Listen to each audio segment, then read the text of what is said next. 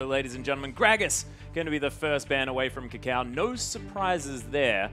And we'll see whether we are actually going to get the Fizz into this ban list, because I'm not sure whether they'll be able to fit it. Of course, Ryze is going to get banned away. That's aimed at Zatai as well. Of course, has picked up that champion in the top lane. And Kalista generally going to be banned away, but banned away from Deft? I'm still finding that weird. I know he's played a lot of it, but it's not his power pick there in the bottom lane. Hey, definitely. He showed much stronger at it on MSI, and Deft himself said in an interview, it took him time to learn Kalista. It's not a champion that came naturally to him. He had a breakout performance on it at MSI, and he's not going to get to play it again this time around. Not happening, but it is going to be the Tristana ban as well. So Tristana often picked as sort of a pick into Kalista, but now Kalista's been banned, so let's ban Tristana. I'm confused. Kid has a history with Tristana in 2014 as well, so it is kind of a comfort pick for him there. Well, LeBlanc is going to hit the bench at the same time, and IG, thinking about their final ban, haven't seen a Fizz. Haven't seen anything from the top lane, in fact. Na's available, Hecarim's available, Rek'Sai's available from the jungle as well, Azir and, of course, Cassiopeia as well. And there are just too many of these picks, especially the targeted ones that are taking up room in this pick ban. And we'll see what EDG decide to lock in, but IG are going to have two incredibly powerful picks regardless. And likewise, kind of the two big contested picks, or excuse me, picks floating around are going to be the Sivir, the Rek'Sai, and the Fizz. So yeah, I wasn't surprised to see EDG not ban Fizz from blue side because they could prioritize it for the first pick. They're going to go with Sivir. Right now, she's sitting on an 81% pick rate in the LPL. She is a ridiculous record, very strong champion as far as the Chinese teams are concerned. Yeah, and I think before we came into today, it was something like a 17-5. Something ridiculous, but Alistair has snuck through as well. Cacao considering that option, but I'm thinking about things like Hecarim for Zatai. Of course, they can pick up the Fizz as well. Just give it to Rookie.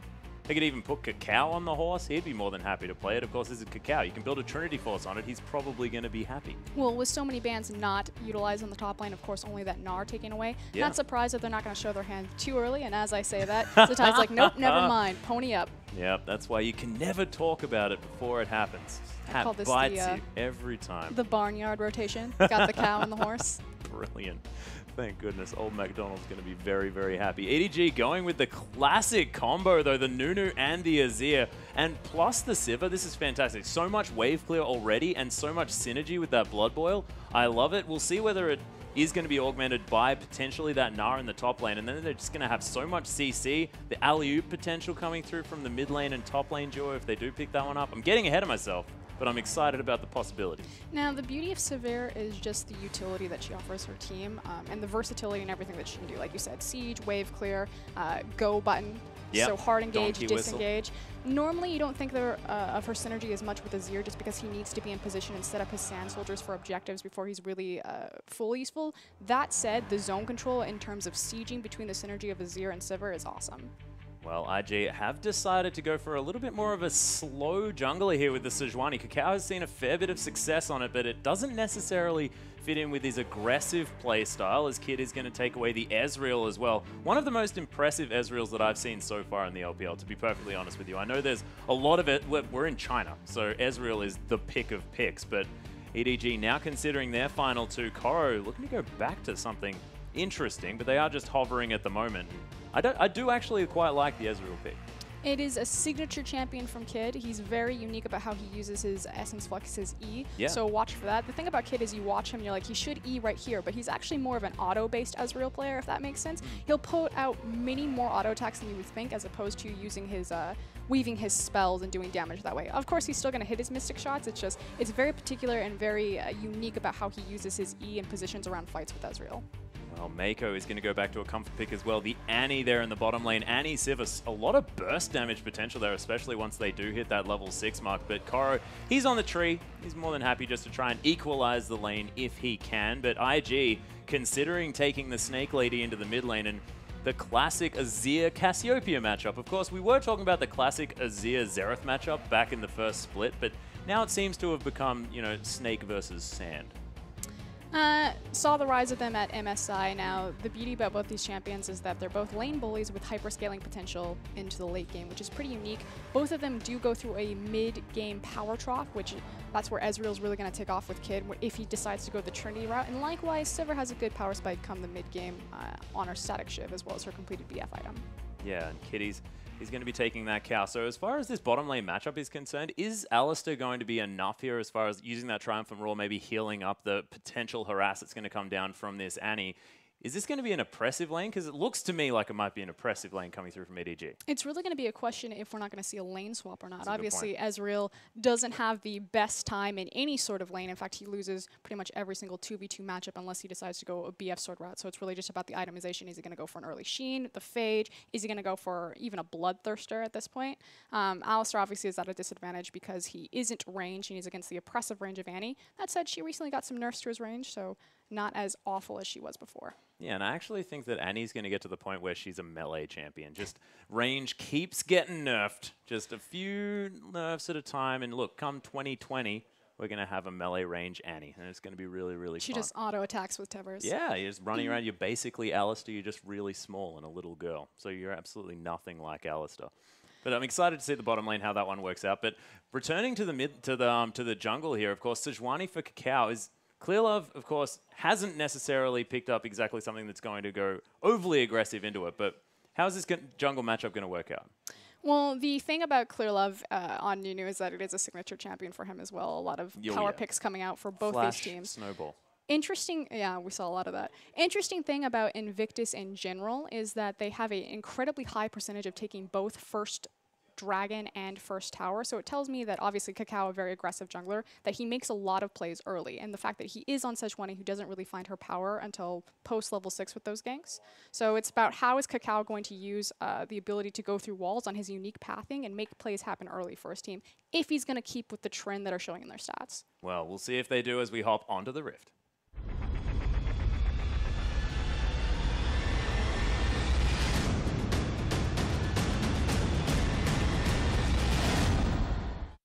And here we are, ladies and gentlemen, EDG versus IG for our third matchup of the evening. Game 1 about to get underway as Deft and Kitty's just going to move backwards and forwards here on the bottom side of the map. No deep vision going to come down for either side, though, and it looks like standard lanes are absolutely fine here, and I would have thought IG might have gone for that lane swap. And this was the question that I had. Are they going to look for the lane swap? But no, they are going to match up on that 2v2, although Mako is making his back right now.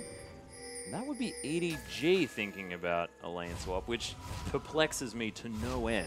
Well, the thing about Sever is she's just so good at taking down towers and controlling those waves. And again, if you get her into a lane swap, especially if you have, excuse me, an Annie who has fantastic roam potential, you leave her up there, she gets a very quick level 6, you group for Dragon, and use the power of the Sever ultimate earlier than would be expected. Well, they are going to do exactly that as Deft and Mako are going to head up this lane with the minion wave as it has just spawned. Pong going to head back to base as well. Maybe picking himself up an extra potion to make his way towards the lane. And Koro and Clearlove just going to hang out together, have that buddy system as Cookie Monster Nunu going to take down this Crimson Brambleback relatively easily. And in the meantime, Kid and Kitty's towards the bottom side of the map. So IG, do they have an opportunity here to possibly go for that early dragon themselves, maybe around that 4-minute mark? It's very scary, especially because it's Sejuani and she is so brittle and fragile in her early clear. That said, she will have Zatai jungling with her for added bonus damage there.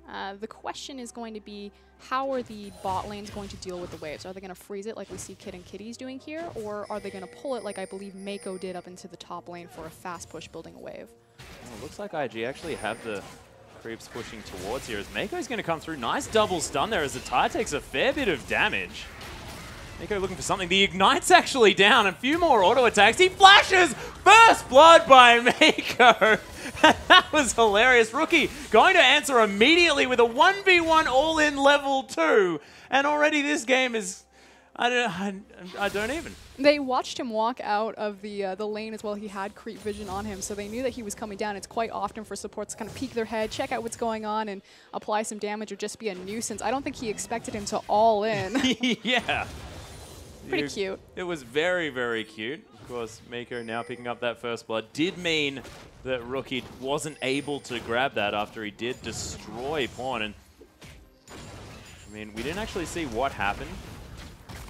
But I have to say, it was probably just an outplay. Rookie was fairly low. Good news is that it wasn't Cacao that decided to feel Mako's wrath. It was just Zatai, so he's going to walk himself back onto that top lane. But obviously, you retain the buff that Sejuani had so carefully achieved. things could be worse. They could. They most certainly could, of course. Blue buff Annie this early in the game could have been a problem. Nunu, clear up, heading towards this bottom lane as well. Koro in a little bit of danger here. But as you mentioned, not really high pressure as the Sejuani. So we can talk about kind of what these compositions want to set up as far as their win condition, because obviously right now we're in a fairly passive lane swap, although it looks like we're going to get a replay. Yeah, Rookie, this is him just destroying Pawn by the looks of things. Lands another poison and there he goes. Just swerving all over the lane, trying to dodge the poisons. I call it DUIing. Yeah. Yeah, think about that one. I like it. Yeah, my brain doesn't work all that fast, but it gets there in the end as Mako just going to throw out a bit of harass onto Zatai. Okay, so for pretty much both these compositions, they're going to find huge power spikes at level 6. They're going to be very level dependent because they're very dependent on their ultimates in a true wombo combo fashion. The playmaker early for Invictus is actually going to be Alistar, just because Ezreal, you're waiting for itemization.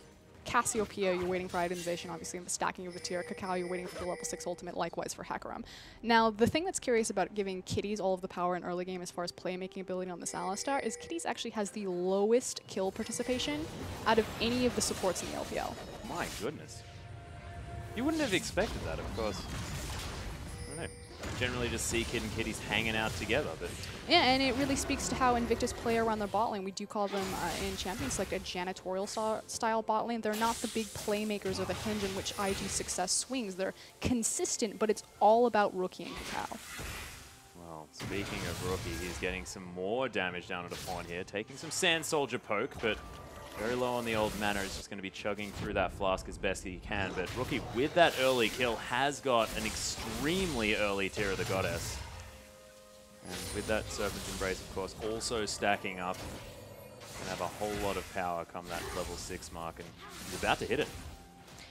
And it's so much more punishing as well in a mid lane inside a lane swap, just because it truly isolates this matchup, especially when you have two junglers. That Nunu, it's all about the counter jungling, applying pressure on your enemy jungler. Sejuani isn't going to find super pressure again until post level 6 when she has the Glacial Prism available. So unfortunately for Pawn, he just really has to hang on, and Rookie having that advantage, no one's coming to save Pawn. Yeah, sort of just deal with it, Pawn. You'll be fine. You're a world champion. Surely you're going to be A-okay. Of course, very low on mana. As you mentioned before, has eaten through the whole flask, and he's just going to have to sit under his turret. Rookie with so much pressure. They are heading towards the top side of the map. Cacao not level 6 just yet, so like you said, the Glacial Prison not quite there. He's spotted by a ward as EDG were trying to zone Zatai away from this turret.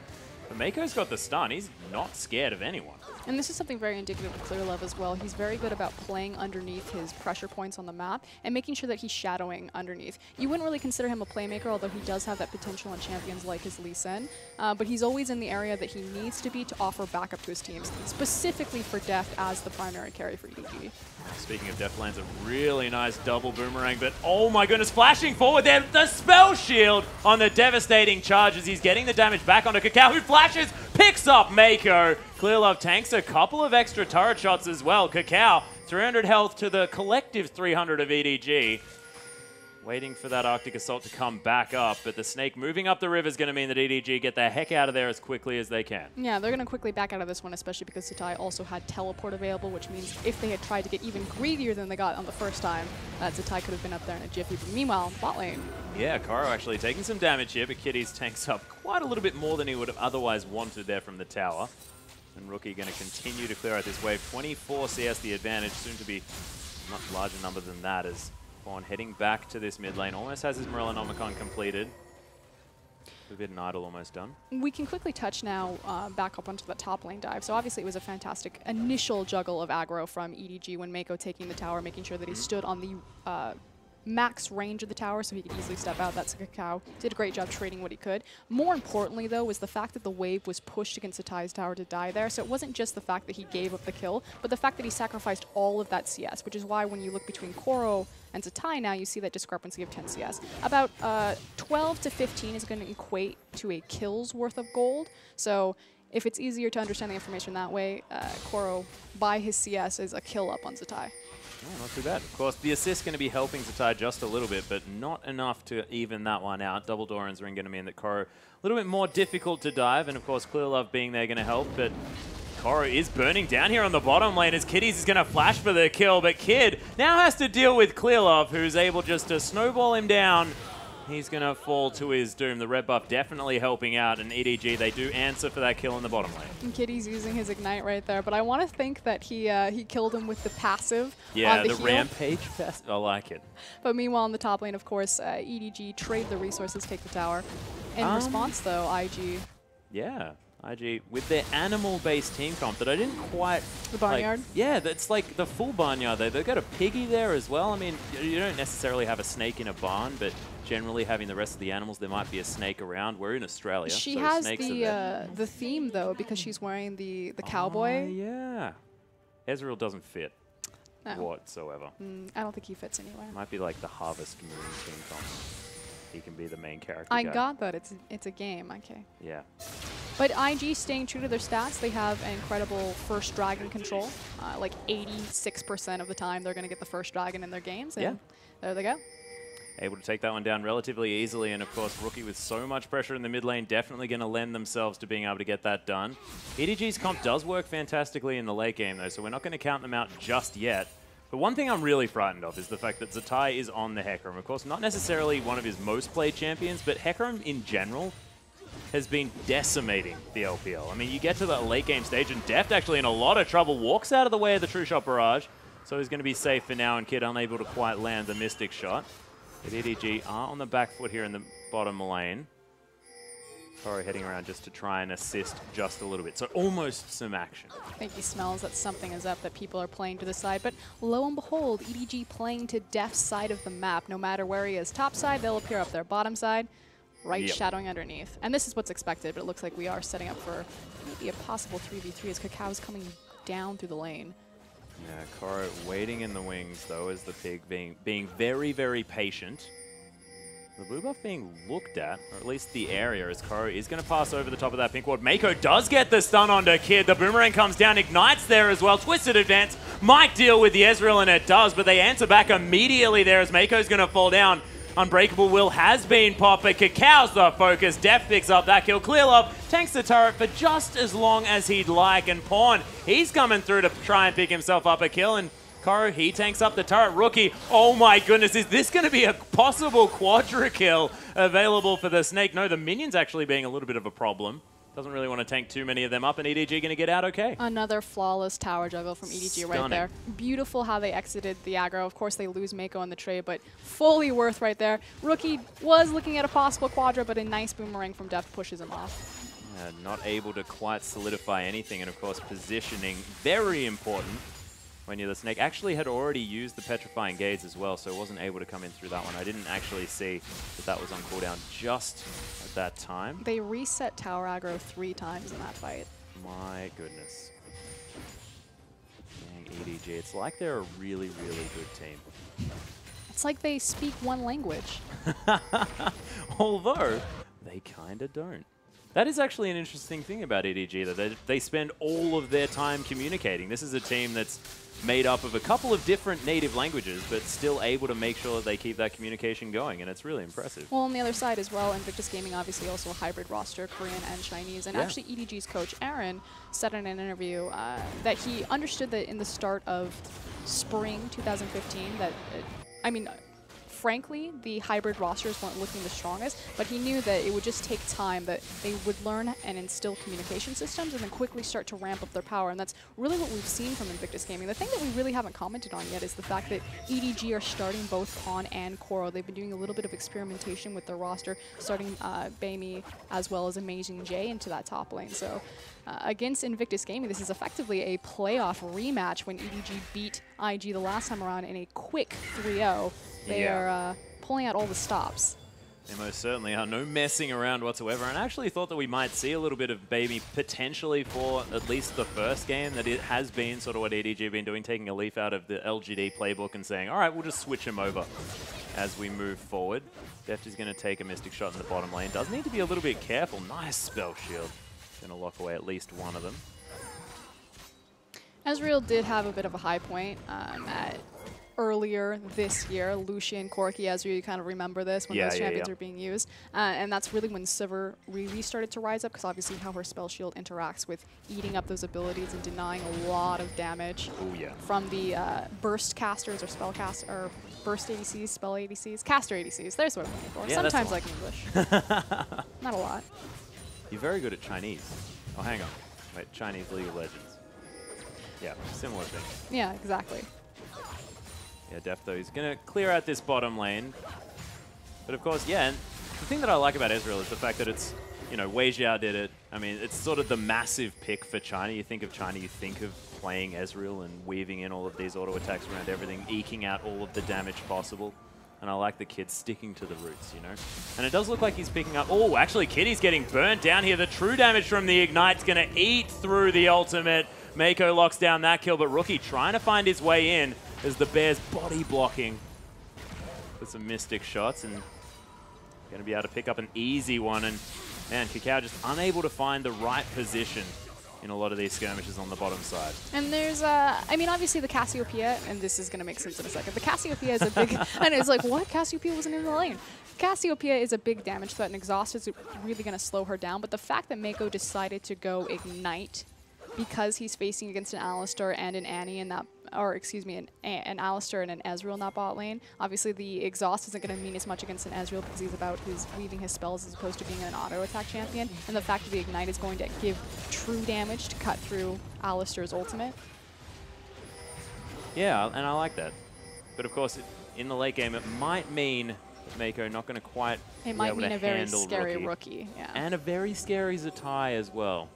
The pony. Yep, the pony is a devastating force. Devastating charge. Yeah, devastating most things. I thought you said moose for a second. I'm still getting used to the accent. Yeah, well, it's the barnyard as well. I could imagine you're just probably thinking about how many more animals we can put into this team comp. I don't know what barnyards you have in Australia, but we don't put moose in ours. What's the plural of moose? Is it meats? No. I kind of want it to be. Mooses? I think it is mooses. How boring. Okay, but we're getting to the point of the game where Dragon has come back up. Obviously, IG secured the first one, so EDG are at the point in their composition where they have all their ultimates available. They do have some of their core itemization. Looks like Koro actually decided to rush the home guards on his boots, and this is something that EDG really love, is their collapse, where they'll get a ward behind a team, and then you would think like the Righteous Glory. Oh, there's the ultimate though from Kakao as he throws out the Glacial Prison Deft. Spell Shield not going to find too much as the teleports are coming through from the bottom lane. Oh, nice flash out of the way of the ultimate as Zatai tries to get the damage in, but he's going to fall down. Pawn picks up that kill. Kitty's trying to be a nuisance, but the ultimate runs out, and Rookie now finds himself trying to kill the tank, but it's not really the target they want. Beautiful ultimate, though, as the Emperor's Divide does come in. Koro does manage to land the passive to keep himself alive. Somehow survives for longer than I would have expected as Rookie goes down on the bottom side, and Pawn able to take down his lane rival. And EDG, despite the fact that they were struggling there in the mid lane, are able to pick up a fantastic team fight. And this is exactly what we were just talking about before the fight, is that EDG love to do these collapse team fights where they have a ward from behind. The fact that Koro rushed the home guard so he would have that initiation, and they just collapse on top of IG and ripped them out. Yeah, ripped them apart as 4,000 gold now the lead for EDG. Picked themselves up a dragon buff as well, so 1-1 on that, 6% stats for all. Basically nullifying the fact that Dragon even exists. For this one here, as EDG are going to clear out the mid lane. Not really the mid lane turret focus. Of course, they've taken out a couple, of course, the two outer lanes. But the mid lane still yet to go down. They really want to take that just to open up the map here for EDG. There's also no reason to take the mid tower because it's a Cassiopeia with a Nazir. If you just retain the laning phase and elongate it as long as possible, they're going to hyperscale anyway. I mean, obviously it's good for Rookie, but it's also good for Pawn. So just moving around, like you said, opening the map, flank play, like we just saw in that last team fight, is really big to EDG's engagements. So clearing out the side waves and getting these wards behind and around is very beneficial to how they team fight naturally. And you can see Clearlove actually deciding to get in amongst it, getting some wards and some vision down in IG's jungle here on the top side. Exactly what you were talking about, Justin Froster, and just trying to get all of this vision for the flanks. 3 pink wards actually towards the top side. Baron up in 2 minutes. And, I mean, I know, you know, mentioning Baron at 18 minutes does seem like a ridiculous thing, but this is EDG. We need to be talking about Baron at all stages. They have a very low Baron average. What's beautiful is the fact that Dragon is done, so there's no reason... Oh, Cacao was looking for something. He's looking for the trigger. Itchy trigger finger Cacao. They're waiting for a kid. There's the Righteous Glory. Yeah, there's the dive from Koro. Beautiful stun to come down onto the IG members. Rookie is trying to kite away, but he's going to die. Pawn picks up that kill. The turret still eating Clear Love as Mako actually able to take down the horse in the backline after he kills Deft. Pawn wasn't able to escape, so it's actually barely a victorious trade there for IG in the end. We complimented EDG previously on their ability to juggle tower aggro. Complete disaster that time around. There was a miscommunication. The tower survived far longer than it should have on barely any sort of health. And that was really the MVP right there. Fantastic knock-up and CC from Kitties, and a great counter-engage from IG, but questionable call from EDG. Yeah, I think Mako got a 4-man Tibbers stun, and then everyone just went, all right, kill him! And didn't realize that there was a turret doing a whole heck of a lot of damage. So that's a thing that's going to happen to you. Of course, Kid almost with his Trinity Force as well, so massive power spike potential here from the bottom lane. It's incredibly devastating, though. So you would think, oh, well, you know, they just lost a few members and the mid-tier tower, no big. But they lost so much map pressure. Look at the wave bottom that Core was immediately having to respond to. And then think about the momentum that EDG had just previously put on the map. Dragon was down, so there was no reason to be on the bottom side of the map. So immediately they then moved up all of their vision into the top side, knowing that that's where they're going to be playing. But the fact that they miscalculated, pulled the trigger too early, completely resets any of the plans that they had just spent all of that gold on and vision for. Yeah, and we just mentioned the fact that they were 4,000 gold ahead. No longer the case. Only barely 2,000 now that that turret's gone down. Some turret is going to replace it there, as now IG feeling like they're playing a very, very small game of League of Legends. I just complimented Invictus Gaming for slowing down the pressure of EDG, and they immediately just let their mid-tier tower go, as well as this bottom one. Yeah, the inner turret in the bottom lane as well, so maybe just having a bit of a brain lapse there momentarily as EDG able just to move around the map, just far superior. There was no reason for Zatai to go to the top lane. He should have been with his team, especially because he didn't have TP. I figured he might have thought he could have beaten the cooldown there. Yeah, does trade a tower. Does, yeah. So he's able to pick that one up, but still, gold lead still firmly in favor of EDG, sitting at about that 2,000 mark. Clear Love heading around this map. Of course, both of these teams with a lot of hyperscaling potential, but is this Ezreal going to fall off in comparison here, or is it mostly the fact that like IG relying on Zatai and Rookie being massive in the later stages, of course Cacao as well? Damage output, Ezreal is definitely at his height right now until that Mana Moon builds up and he has the fully stacked tier to proc it. As far as Sivir versus Ezreal in terms of damage, it's really just going to be about A, who's going to crit, and B, who's going to land their skill shots. What's important to realize is that Sivir is going to offer her team so much more than Ezreal. Again, sieging, wave clear, engage, disengage. Ezreal can have some global pressure as far as waves. If we want to go all the way back to Wei Xiao, he used to use the Ezreal ultimate to trim and prune waves across maps so he could build slow pushes and multiple pressure. But wow, that's where he fits on the farm. Sorry, continue. What? Where's on the? Oh, I see. He's the gardener. The gardener. Garden Boy Ezreal. That's a skin for Taric. Garden Boy Ezreal, the Taric skin. That's perfect.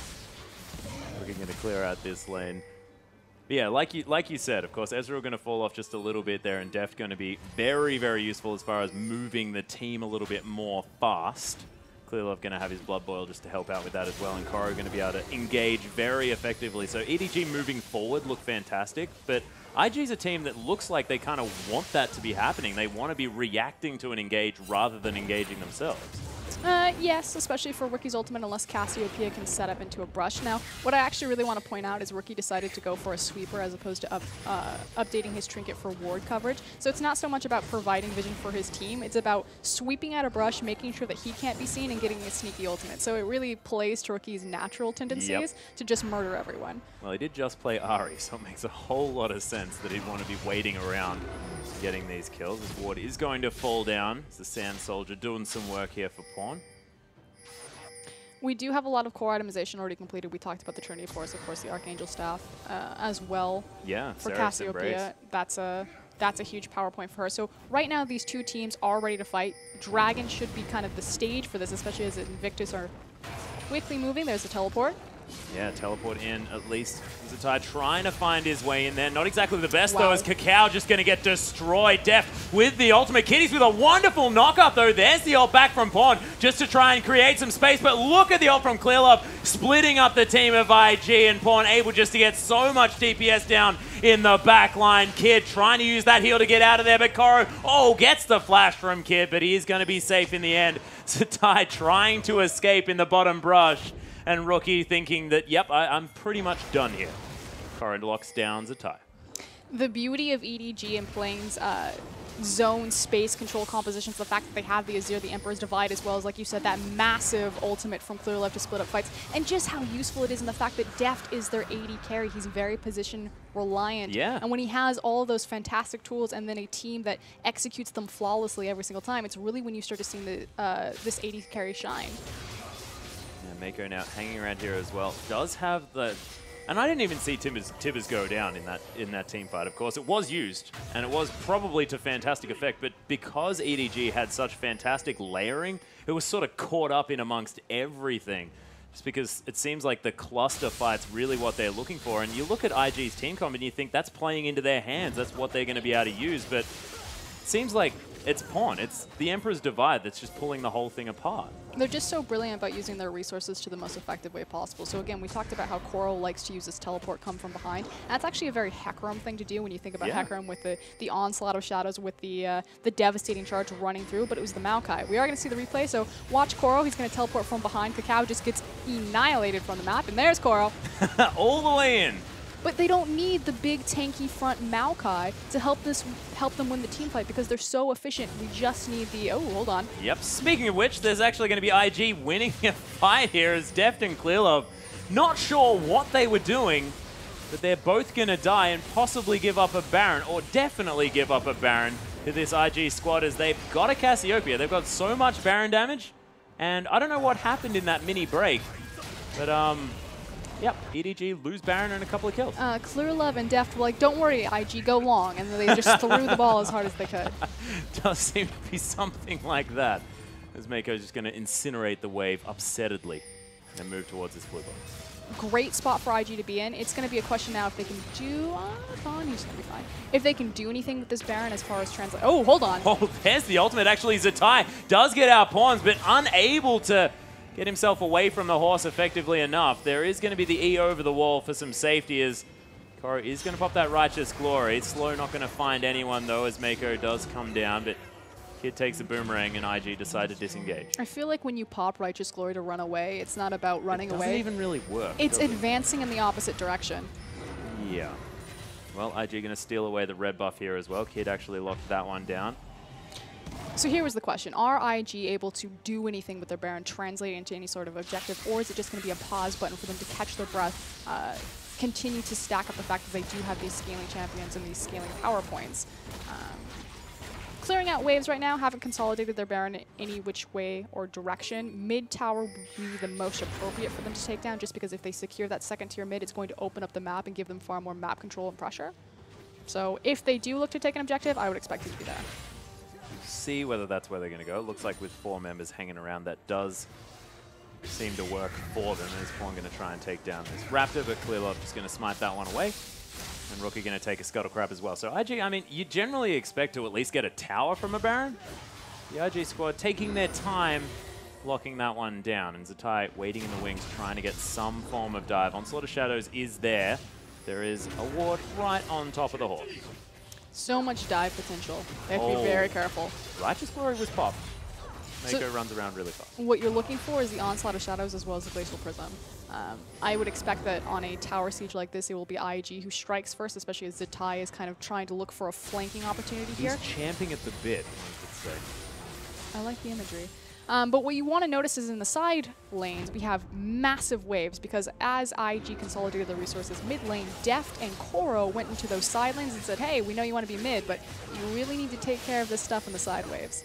Yeah, so wave control definitely in favor of EDG. Has been a point of power for this team just in general, and IG can't do anything about it because they know that top and bottom pushing right in. Zatai just going to head towards the top lane, and Rookie going to take down the bottom one, and no turrets for that Baron. EDG able to at least damage control fairly effectively, but they keep throwing their carries into the mouths of IG like they did when Deft and Clearlove died.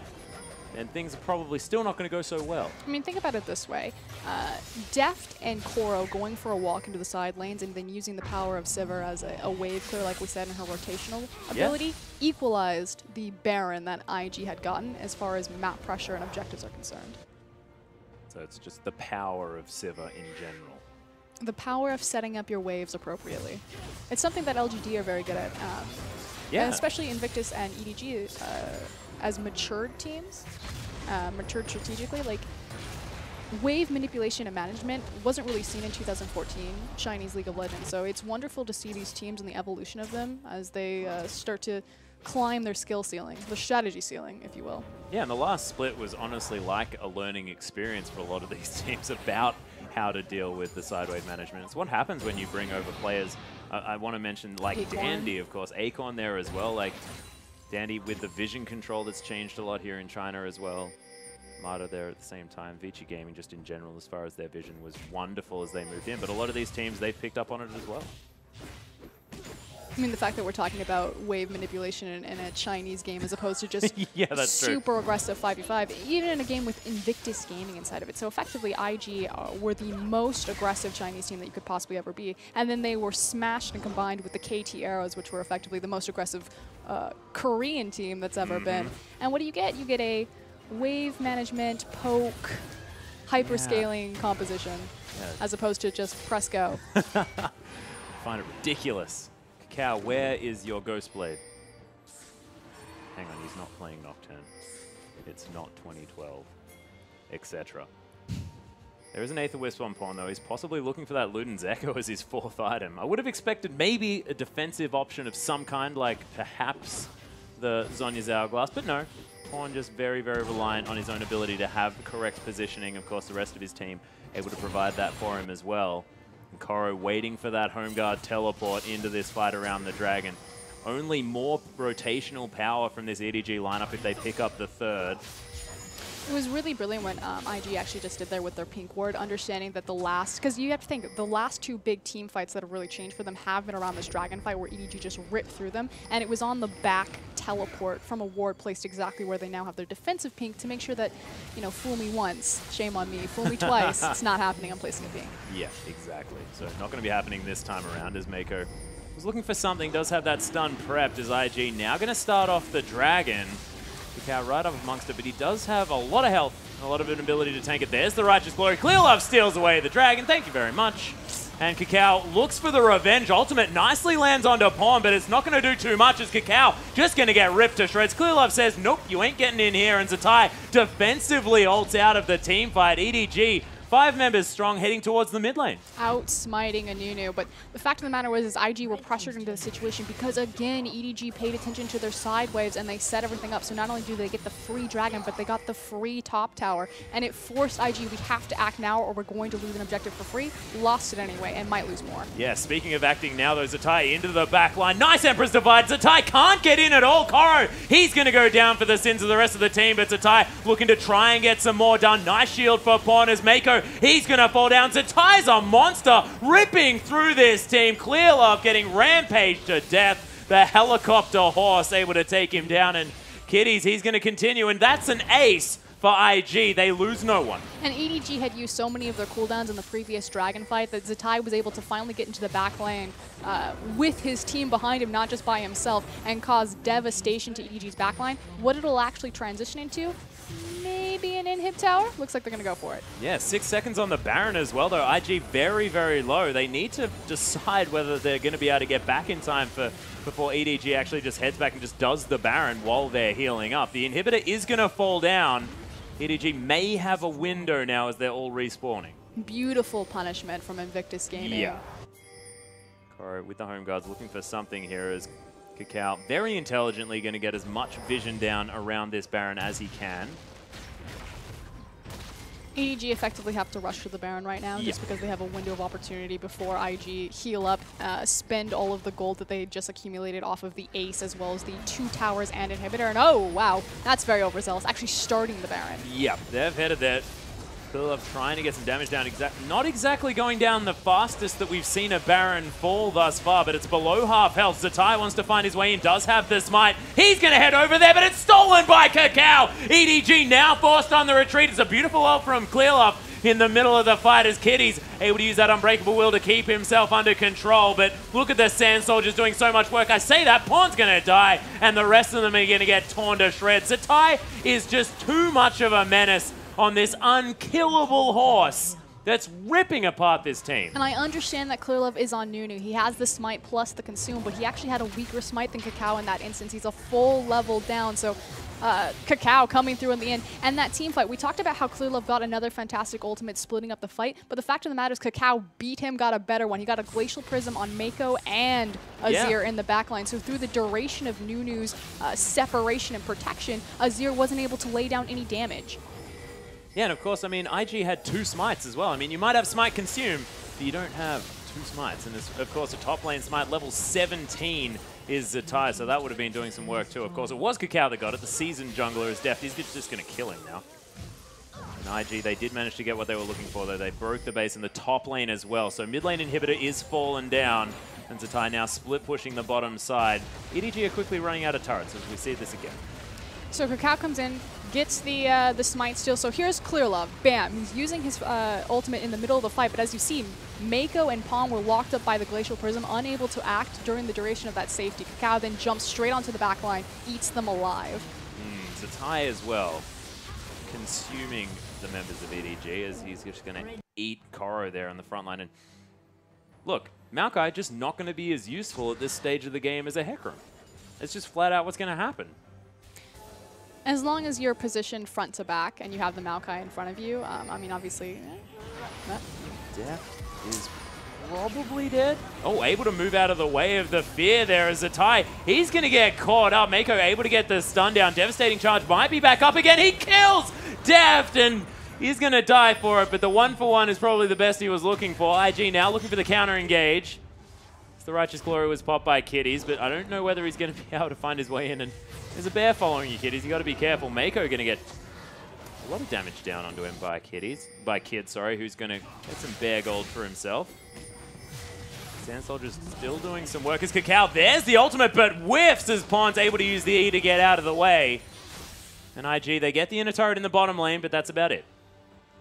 Well, they've securely taken over the game in the driver's seat right now as far as their gold is concerned, opening up the map, putting up all these towers, and yeah, EDG are doing a good job managing pressure with their various mini waves. We now have a big one into the top lane, but IG, that turn on the inhib pretty much broke this game fully open. And now Rookie, of course, trying to finish off his final item here, the Luden's Echo. Going to be the next option for him. 7, 2, and 6. This Cassiopeia is gigantic this game. Seraph's Embrace with that Rabbidan's Death Cap as well as the Void Staff, Abyssal Scepter. Yep.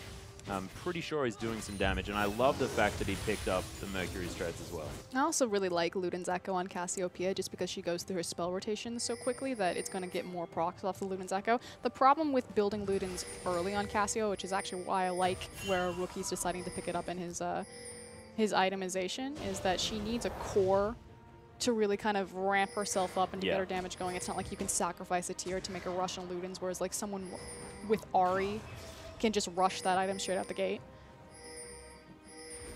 Well, EDG, now with control of their mid lane, trying to set up for this dragon. IG waiting to try and send their horse into the backline of this fight. They've got a lot of wards behind this dragon pit. Zatai can find his way in. They've started off the dragon, and EDG, they do need to pull the trigger now if they want to get in. The teleport coming down from Zatai as Krylov wants to try and take the dragon. He is going to get it. Zatai going to get ulted out of the way as Pawn. He's still alive, but barely here in the backline. Is Krylov able to get a huge ultimate? Nice flash out of the way. True shot barrage there for Pawn as Zatai. He's hunting him down, but the rest of the members of EDG are melting. Mako going to fall to the horse, and they just can't get through Zatai. A double kill already. Def going to fall as Kid picks up that one, and Zatai finishes it with a triple. And EDG, they're all lying on the ground. Kakao, the only one dead. And IG, they might be able to take the game. At the very beginning, we talked about the difference between Sever, what she's going to offer to her teams in utility, but what she trades is that hard carry damage potential. And right now, Kid and Rookie are doing so much more with the front tank line. Clearlove actually flashed to reposition himself to peel for death, but it doesn't matter at this point. Yeah, it just wasn't enough. Of course, Kid 4, 2, and 10, a bit of an unsung hero here for IG as they're trying to tank up the last remaining Nexus turret. Rookie almost falls down to it. Zatai does need to be careful. They're not going to be able to kill it on this wave, and IG might just give EDG a small amount of time to try and come back in. EDG needs to reprioritize where they're applying their peel, and they need to keep this Azir alive. Oh, teleport. Yep, Koro looking for Kid there in the back line as he pops the Righteous Glory. Oh, the petrifying gaze gets dodged by Koro. That is a 60-second death timer that he's now propped onto Rookie. Where is this game going? It's not going to go very far. They are pushing up into the mid lane into a super minion wave, as well as the fact that a lot of members of IG are still up. So maybe this inhib, if they're lucky, doubt it, maybe just some damage on the tower, although they are tanking. Yeah, the whole barnyard is still alive, as we mentioned before. This turret is going to fall down, though, as Zatai looking for something in the back line. He's got the ultimate ready, but they're going to give up the inhibitor and let EDG escape. Deciding not to try to risk their lives right there in a 4v5. Obviously, if they lost there, it surely would have meant some Nexus towers are possibly the game. So not or even Baron, of course, too. Yeah, not the worst call to make, although I think they should have pulled the trigger a little bit. But giving up that one means that EDG have a whole lot more pressure. Of course, the only inhibitor that has fallen down is that mid lane. IG have opened up a lot of the EDG base, though, still definitely in the driver's seat, but it's only 6,000 gold, and as this game progresses, that's going to mean less and less as these items are picked up. Luden's Echo now completed by Pawn. He's looking for his final option, but already this Azir is doing mammoth amounts of damage. The goal disparity between teams, you are correct, really only matters to a point because you only need, I'm just using this as a random number, say 50,000 gold to complete your items. So once everyone has 50,000 gold, it doesn't matter if you then have 20,000 gold more than your opponent because you already hit the skill ceiling or the cap ceiling where everyone has the items that they need. So now it's just about how these comps work together and who's able to execute the comps and their win conditions more appropriately. And so far, it's been Invictus Gaming really on the turnaround, although we do see EDG shoving up into the mid lane. IG could look for a flank, and they have tons of potential there just because there's so many options as far as hard engage. Well, actually, EDG just going to start off the Baron in full vision of IG as well. They're burning it down super quickly, though. Oh, the ult comes through, but he's not going to be able to lock down the Baron this time around for IG. The kill goes down immediately onto Zatai, and he's a massive member of this team. Oh my goodness, the stuns and the destruction coming through from Mako as IG trying to escape, but Koro saying no. The boomerang doesn't find Rookie as the heal's trying to get him out of there, but they're body blocking, and EDG going to take down the Snake Lady Kid, forced to use the flash, and the counter throws from IG as the perfect ace comes down from EDG. And this game has swung backwards and forwards so many times, but I think EDG may have just done it. Look at the Baron pick and look at the vision that EDG have down there. The reason why IG couldn't get in position to attempt for that steal or attempt for a team fight was the fact that they just didn't, I mean, they knew that it was happening, but the chance of walking into a trap right there was too high. They didn't have the vision laid down appropriately to approach it, and it gives the game to EDG. Yeah, and Zatai just going in despite what his team decided was the best idea. Of course, EDG not